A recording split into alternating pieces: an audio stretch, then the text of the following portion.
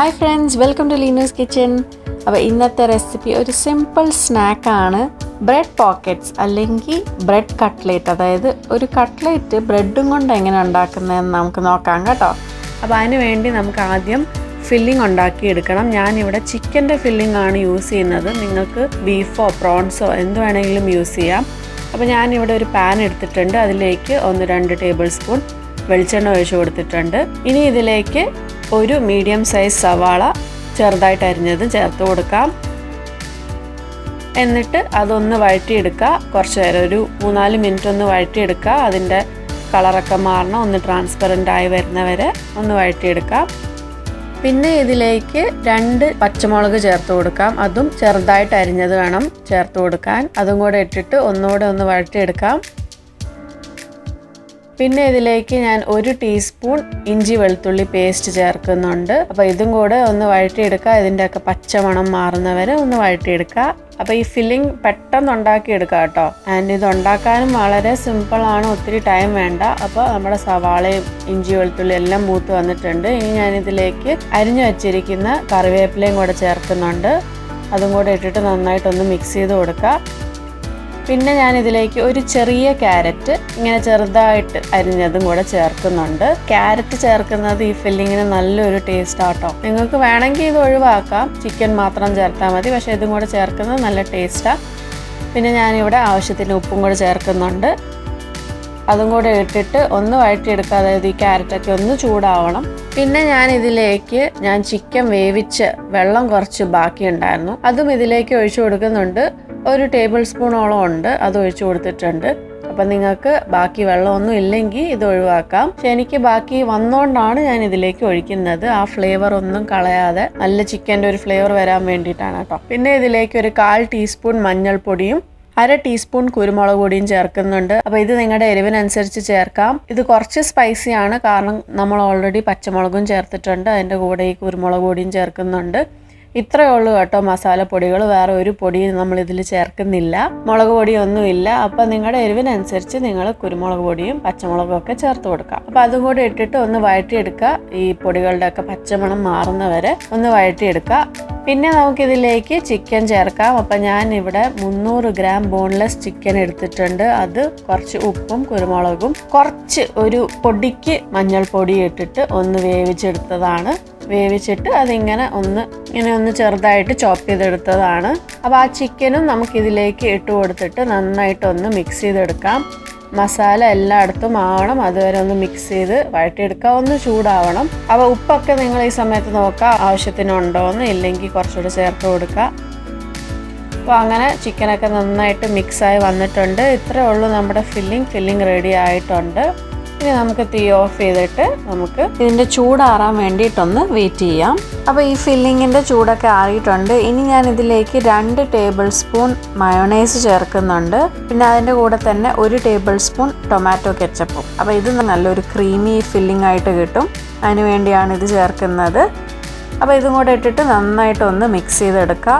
അപ്പോൾ അങ്ങനെ അതും റെഡിയായി. ഇനി നമുക്ക് ബ്രെഡ് പോക്കറ്റ്സ് ഉണ്ടാക്കിയെടുക്കാം. അതിന് വേണ്ടി ഞാനിവിടെ ഒരു സ്ലൈസ് ബ്രെഡ് എടുത്തിട്ടുണ്ട്. എന്നിട്ടൊരു കുപ്പിയുടെ അടപ്പ് ഇങ്ങനെ എടുത്തിട്ടുണ്ട്. അതിങ്ങനെ ഇതിൻ്റെ മുകളിൽ വെച്ച് കൊടുത്തിട്ട് നമുക്കിതൊന്ന് പ്രസ് ചെയ്ത് കൊടുക്കാം. അപ്പോൾ നമുക്ക് ആ റൗണ്ട് ഷേപ്പിൽ ഒരു പീസ് കിട്ടും. അങ്ങനെ ഒരു പീസ് കിട്ടിയിട്ടുണ്ട്. അങ്ങനെ കുറച്ച് ബ്രെഡ് പീസസ് എടുത്തിട്ട് ആദ്യം ഇങ്ങനെ റൗണ്ടാക്കി എടുക്കാം. അപ്പോൾ ഞാൻ ഒരു സ്ലൈസ് എടുത്തിട്ടുണ്ട്. അതിലേക്ക് കുറച്ച് വെള്ളം ഇങ്ങനെ ജസ്റ്റ് ഒന്ന് തടവി കൊടുക്കുന്നുണ്ട്. അതൊന്ന് സോഫ്റ്റ് ആക്കാൻ വേണ്ടിയിട്ടാണ്. അപ്പോൾ നമ്മൾ ഈ വെള്ളം ഒന്ന് നനച്ചു കൊടുക്കുമ്പോൾ ഇത് നമുക്ക് ആ ഷേപ്പിലാക്കി എടുക്കാൻ പറ്റും. അതുകൊണ്ടാണ് വെള്ളം നനച്ചു കൊടുക്കുന്നത്. എന്നിട്ട് ഇത് വേണമെങ്കിൽ ഒന്ന് പ്രസ് ചെയ്ത് കൊടുക്കാം. എന്നിട്ട് അതിൻ്റെ മുകളിലേക്ക് കുറച്ച് ഫില്ലിംഗ് വെച്ച് കൊടുക്കാം. അപ്പം നടുക്കായിട്ട് വേണം ഈ ഫില്ലിംഗ് വെച്ച് കൊടുക്കാൻ. എന്നിട്ട് അടുത്ത സ്ലൈസ് ബ്രെഡ് എടുത്തിട്ട് അതിൻ്റെ മുകളിലേക്ക് ഇങ്ങനെ വെച്ച് കൊടുത്തിട്ട് ഒന്ന് പ്രസ് ചെയ്ത് കൊടുക്കുക, ഒന്ന് അമക്കി കൊടുക്കുക. അപ്പോൾ ഇതും നമുക്കൊന്ന് ചെറുതായിട്ടൊന്ന് നനച്ചെടുക്കണം. അതിനുവേണ്ടി ഞാനിവിടെ മുകളിലും താഴെയായിട്ട് കുറച്ച് വെള്ളം ഒന്ന് നനച്ച് കൊടുക്കുന്നുണ്ട്.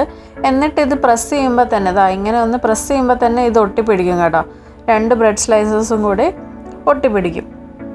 അപ്പോൾ അങ്ങനെ ചെയ്ത് എല്ലാ സൈഡും ഒന്ന് അടച്ചെടുക്കണം. നന്നായിട്ടൊന്ന് സീൽ ചെയ്യണം. അപ്പോൾ അതുവരെ കുറച്ച് വെള്ളം നനച്ച് കൊടുക്കുക. എന്നിട്ട് ഇങ്ങനെ എല്ലാ സൈഡും ഒന്ന് പ്രസ് ചെയ്ത് കൊടുക്കുക. അങ്ങനെ എല്ലാ ബ്രെഡ് സ്ലൈസസും അങ്ങനെ ചെയ്തെടുക്കുക.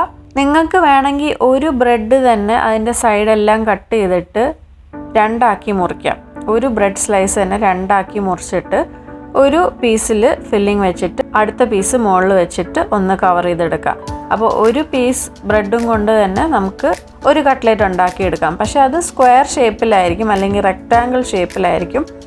ഞാനിപ്പോൾ ഇവിടെ 2 പീസ് എടുക്കുന്നതുകൊണ്ടാണ്, 2 സ്ലൈസ് ബ്രെഡ് എടുക്കുന്നതുകൊണ്ടാണ് റൗണ്ട് ഷേപ്പിൽ എനിക്ക് എടുക്കാൻ പറ്റുന്നത്. ഓക്കെ, അപ്പോൾ എല്ലാം അങ്ങനെ ഉണ്ടാക്കി വെക്കുക. നിങ്ങളുടെ ഫില്ലിംഗ് എത്ര ഉണ്ട് അത്ര ഉണ്ടാക്കിയെടുക്കുക. നിങ്ങൾക്ക് എത്ര ആവശ്യമുണ്ട് അത്ര ഉണ്ടാക്കിയെടുക്കുക. എന്നിട്ട് ഒരു മുട്ട അടിച്ചെടുക്കുക. ആ മുട്ടയിലേക്ക് ഇതൊന്ന് മുക്കിയെടുക്കുക. പിന്നെ വേറൊരു ബൗളിൽ കുറച്ച് ബ്രെഡ് ക്രംസും ഇട്ടിട്ട് ഈ മുട്ടയിൽ മുക്കിയ നമ്മുടെ കട്ട്ലേറ്റ് ഇതിലേക്ക് വെച്ച് കൊടുത്ത് മുഴുവനായിട്ട് കോട്ട് ചെയ്ത് കൊടുക്കുക. എല്ലാ സൈഡിലും ഒന്ന് നന്നായിട്ട് ബ്രെഡ് ക്രംസിൽ ഒന്ന് കോട്ട് ചെയ്തെടുക്കുക. എന്നിട്ട് ഒരു പാൻ ചൂടാക്കിയിട്ട് അതിലേക്ക് ആവശ്യത്തിന് എണ്ണ ഒഴിച്ചു കൊടുക്കുക. അതായത് നമ്മളിത് ഡീപ്പ് ഫ്രൈ ആണ് ചെയ്യുന്നത്. അപ്പോൾ അതിന് വേണ്ടിയിട്ടുള്ള എണ്ണ ഒഴിച്ചു കൊടുക്കുക. എന്നിട്ട് എണ്ണ ചൂടായി വരുമ്പോൾ ഒരു മീഡിയം ഫ്ലെയിമിൽ വേണം ഇത് വറുത്തെടുക്കാൻ, അല്ലെങ്കിൽ ഇത് പെട്ടെന്ന് കരിഞ്ഞു പോകും, കാരണം ബ്രെഡാണ്. അപ്പോൾ മീഡിയം ഫ്ലെയിമിൽ എണ്ണ നന്നായിട്ട് ചൂടാവുമ്പോൾ ഇതൊന്ന് ഇട്ട് കൊടുക്കുക. ഓരോന്നായിട്ട് ഇട്ട് കൊടുത്ത് വറുത്തെടുക്കാം. അപ്പോൾ ഒരു സൈഡ് ഒന്ന് ബ്രൗൺ ആകുമ്പോൾ അതൊന്ന് മറിച്ചിട്ട് കൊടുക്കുക. ആൻഡ് ഇത് ബ്രെഡ് ആയതുകൊണ്ട് ഞാൻ പറഞ്ഞ പോലെ പെട്ടെന്ന് കുക്കാവും. അപ്പോൾ തീ കൂട്ടി വെക്കാനും പാടില്ല, മീഡിയം ഫ്ലെയിമിൽ വേണം ഇത് വറുത്തെടുക്കാൻ. അപ്പോൾ ഇടയ്ക്കിടയ്ക്ക് ഒന്ന് മറിച്ചിട്ട് കൊടുക്കുക. ഒന്ന് ലൈറ്റ് ഗോൾഡൻ കളർ വരുമ്പോൾ ഒന്ന് മറിച്ചിട്ട് കൊടുക്കുക. വീണ്ടും അടുത്ത സൈഡ് ഒന്ന് ഗോൾഡൻ ആകുമ്പോൾ മറിച്ചിട്ട് കൊടുക്കുക. അങ്ങനെ ഒരു 3-4 പ്രാവശ്യം മറിച്ചിട്ടിട്ട് ഇത് നല്ല ബ്രൗൺ കളർ ആവുന്നവരെ വറുത്തെടുക്കാം. അപ്പം ഞാൻ അടുത്തതും കൂടി ഇടുന്നുണ്ട്. ഞാൻ ഓവർ ക്രൗഡ് ചെയ്യുന്നില്ല. അപ്പോൾ നിങ്ങളുടെ പാനിൻ്റെ സൈസ് അനുസരിച്ച് ഇട്ട് കൊടുക്കുക. ഞാനിപ്പോൾ ചെറിയ പാനാണ് എടുത്തത്, കാരണം അത്രയും കുറച്ച് എണ്ണ എടുത്താൽ മതിയല്ലോ. ഇത് ഡീപ്പ് ഫ്രൈ ആണ്, അതുകൊണ്ടാണ് ഞാൻ ചെറിയൊരു പാൻ എടുത്തത്. അപ്പോൾ അതായത് 2 സൈഡിലും നന്നായിട്ട് ബ്രൗൺ ആയി വന്നിട്ടുണ്ട്. നമ്മൾ ആദ്യം ഇട്ട കട്ട്ലേറ്റ് അല്ലെങ്കിൽ ബ്രെഡ് പോക്കറ്റ് നന്നായിട്ട് ബ്രൗൺ ആയിട്ട് വന്നിട്ടുണ്ട്. അപ്പോൾ നമുക്ക് ആദ്യം അത് കോരി മാറ്റാം. എന്നിട്ട് ഞാൻ അടുത്തതും കൂടെ ഇട്ടിട്ടുണ്ട്. അപ്പോൾ മറ്റേത് റെഡി ആയിട്ടുണ്ട്. അങ്ങനെ ഓരോന്നായിട്ട് വറുത്തെടുക്കാം കേട്ടോ. അപ്പോൾ ഇത് എന്നിട്ട് ഒരു ടിഷ്യൂ പേപ്പറിലേക്ക് വെച്ച് കൊടുക്കാം, കാരണം കുറച്ച് എണ്ണ എന്തായാലും കാണും. അപ്പോൾ അങ്ങനെ നമ്മുടെ ഈസി ബ്രെഡ് പോക്കറ്റ് അടിപൊളി ടേസ്റ്റാണ്. കട്ട്ലേറ്റിൻ്റെ അത്രയും പണിയും ഇല്ല, പെട്ടെന്ന് ഉണ്ടാക്കിയെടുക്കാം. നല്ലൊരു സ്നാക്കാണ്, കുട്ടികൾക്കും ഇഷ്ടപ്പെടും. കെച്ചപ്പൊക്കെ മുക്കി കഴിക്കാൻ നല്ല രസമായിരിക്കും കുട്ടികൾക്ക്. അപ്പോൾ എല്ലാവരും ഇത് ട്രൈ ചെയ്ത് നോക്കാം. ഞാൻ പറഞ്ഞ പോലെ നിങ്ങൾക്ക് വേണമെങ്കിൽ ഇത് സ്ക്വയർ ഷേപ്പിൽ ഉണ്ടാക്കിയെടുക്കാം കേട്ടോ, ഒരു ബ്രെഡ് സ്ലൈസ് വെച്ചിട്ട്. അപ്പോൾ ഞാൻ ഇത് റൗണ്ട് കട്ട്ലേറ്റ് എന്ന പേര് കൊണ്ട് റൗണ്ട് ആക്കി എടുത്തതന്നേ ഉള്ളൂ. അപ്പോൾ എല്ലാവരും ട്രൈ ചെയ്തിട്ട് ഫീഡ്ബാക്ക് അറിയിക്കാൻ മറക്കല്ലേ. അപ്പോൾ വീണ്ടും വേറൊരു സിമ്പിൾ റെസിപ്പിയുമായിട്ട് വരുന്നവരെ take care, bye and thank you for watching Leenu's kitchen.